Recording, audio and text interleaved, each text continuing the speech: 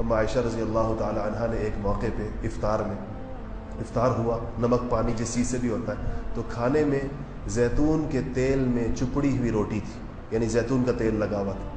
تو افطار کھانے کے وقت اما عائشہ نے آپ صلی اللہ علیہ وسلم سے فرمایا کہ اگر اس روٹی کے ساتھ جس کو زیتون لگا ہوا ہے اگر سالن بھی ہو جاتا تو کتنی اچھی بات تھی۔ تو آپ نے فرمایا کہ عائشہ اگر روٹی کے ساتھ زیتون کا تیل ہو تو پھر کیا سالن کی ضرورت رہ جاتی ہے؟ کہ جب روٹی کے ساتھ زیتون کا تیل موجود ہو تو کیا پھر سالن کی ضرورت رہ جاتی ہے؟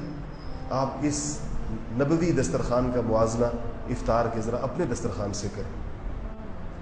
اور اس کا نقصان کیا ہوا ہے؟ 2 نقصانات ہوئے ہیں۔ ایک تو رمضان المبارک بھوکا رہنے کا، بھوک کی مشق کرنے کا مہینہ تھا، وہ بجائے بھوک کی مشق کرنے کے عام دنوں سے بھی زیادہ کھانا کھایا جاتا ہے، عام دنوں سے بھی زیادہ خوراک کھائی جاتی ہے۔ ہمارے گھروں کے اندر عام دنوں میں اتنا اہتمام نہیں ہوتا جتنا رمضان کے اندر کیا جاتا ہے، اور ہم اس پہ خوش ہو رہے ہوتے ہیں۔ ہم کہتے ہیں مومن کا رزق وسیع ہو گیا، اور اس رزق کی وسعت کی یہ سارے دلائل ہیں کہ دسترخوان کے ایک کونے سے لے کے دوسرے کونے تک چیزیں بھری ہوئی ہیں۔ رزق کی وسعت سے یہ مراد نہیں ہے کہ افطاری کے موقع پر اتنا کھایا جائے کہ کبھی پورے سال میں کبھی نہیں کھایا ہوتا۔ اس کا نقصان یہ ہوتا ہے کہ ایک تو مردوں کو نقصان یہ ہوتا ہے کہ وہ جو مشق نفس کی جو پریکٹس ہونی چاہیے وہ نہیں ہوتی۔ خواتین کا نقصان یہ ہوتا ہے کہ ان کا وقت اسی میں گزر جاتا ہے، وہ اسی تیاری کے اندر، کھلانے پلانے کے اندر ہی۔ ٹھیک ہے، جو بھی تیاری خاتون گھر کے اندر کرتی ہے اس کو ثواب ملتا ہے اور سب کے روزے کا ملتا ہے، لیکن اس نظام کو اتنا نہیں پھیلانا چاہیے کہ وہ عبادات کی پوری جگہ لے لے۔ اور یہ اسی وقت ممکن ہے جب مرد اس بات کو طے کریں کہ ہم سادگی کے ساتھ افطار کریں گے۔ صحیح بات یہ ہے کہ اس کی جو آئیڈیل وہ ہے نا، کیا کہنا چاہیے، سچویشن ہے اس کے لیے، وہ یہ کہ مسجدوں کے اندر افطار کیا جائے مختصر سا۔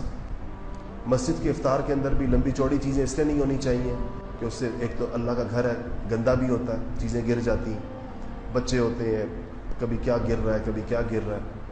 دوسرا اس کا مقصد حاصل نہیں ہوتا۔ آپ کو پتہ ہے کہ مغرب کی نماز مسنون ہے کہ اذان کے فوراً بعد کھڑی کی جائے، یہ سنت ہے۔ اچھا، ایک تو ہم سے وہ سنت چھوٹ جاتی ہے، ہم 15 20 منٹ دیر سے نماز پڑھتے ہیں۔ یہ تو ہمارے ہاں اب مسجدوں میں رواج آ گیا، ہم 2 منٹ بعد مغرب پڑھتے ہیں، ورنہ فقہی کتابوں کے اندر لکھا ہے کہ مؤذن اذان دینے کے بعد بیٹھے نہیں، وہ سیدھا اقامت کہے اس کے بعد۔ یہ سب سے اعلیٰ ترین مغرب کی نماز ہے کہ مؤذن نے جب اذان کہہ دی، پرانے زمانے میں مؤذن مسجدوں کے باہر چھت کے اوپر چڑھ کے اذان دیا کرتے تھے، تو اذان دینے کے بعد مؤذن سیدھا آئے اور اقامت کہے، یہ اصل اس کا اصل سنت ہے مغرب کے اندر۔ اور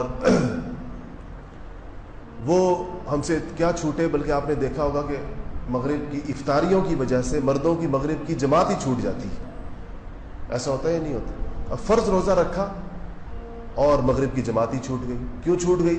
وہ افطاری کے اہتمام کی وجہ سے چھوٹ گئی۔ آخر اتنا کچھ بنا ہوا ہو تو اس کے ساتھ انصاف بھی کرنا پڑتا ہے، ایسے چھوڑ دیا جائے تو کیسے؟ وہ جو اتنی بڑی تیاری لمبی چوڑی ہوئی ہے۔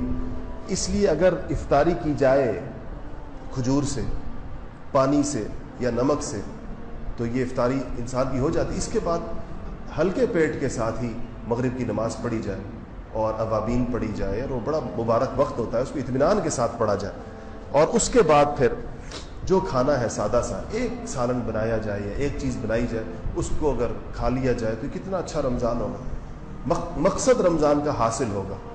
اور سحری کو تھوڑا سا وقت سے 15-20 منٹ پہلے بند کر دیا جائے، اور یہ آخری 15-20 منٹ دعا کے لیے خالی کر دیے جائے۔ اور افطاری کے وقت کے اندر بھی خواتین کو اس بات کا وقت دیا جائے کہ وہ 15-20 منٹ پہلے افطاری کی تیاری سے فارغ ہو جائیں، اور یہ آخری وقت وہ بھی دعا کے اندر شریک ہو جو وقت دعا کا ہے، جو عام طور پر ان کو دعا کے لیے نہیں